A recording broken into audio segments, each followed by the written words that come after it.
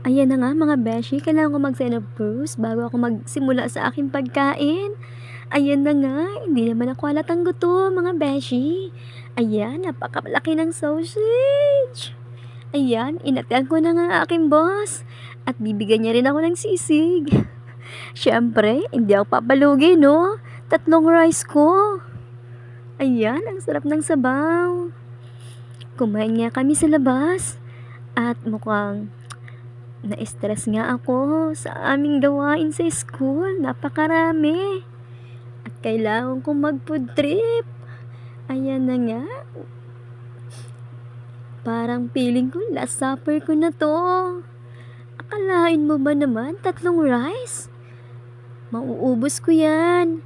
Gutom ako. Ayan.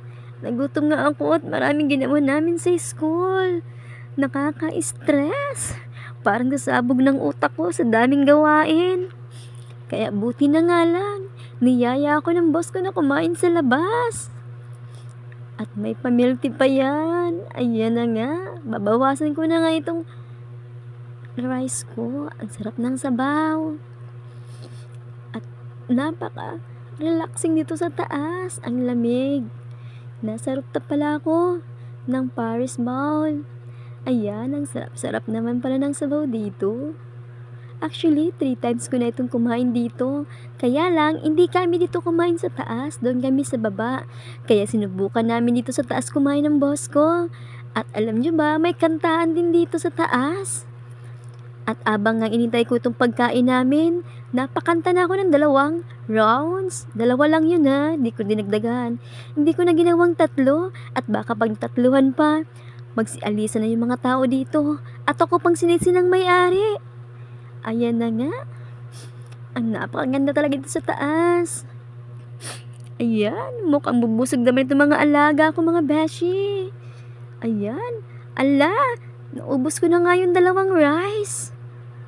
Ala, busog na naman ang mga alaga ko nito. Tsak na, masayang masaya ang alaga ko at busog na sila. Ayan, kaya mo pa ba? Kakayanin ko.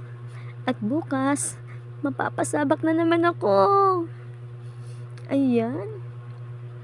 Alam nyo kasi mga beshi, na-stress na talaga ako. Sa daming gawain ba naman?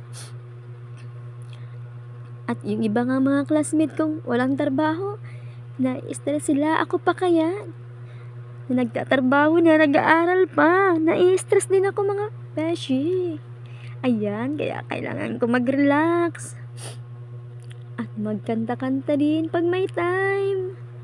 Ayan, naubos ko na nga yung sabaw at yung 2 rice. Busog na busog ng aking mga alaga mga beshi. Ayan, minom na ako ng tubig.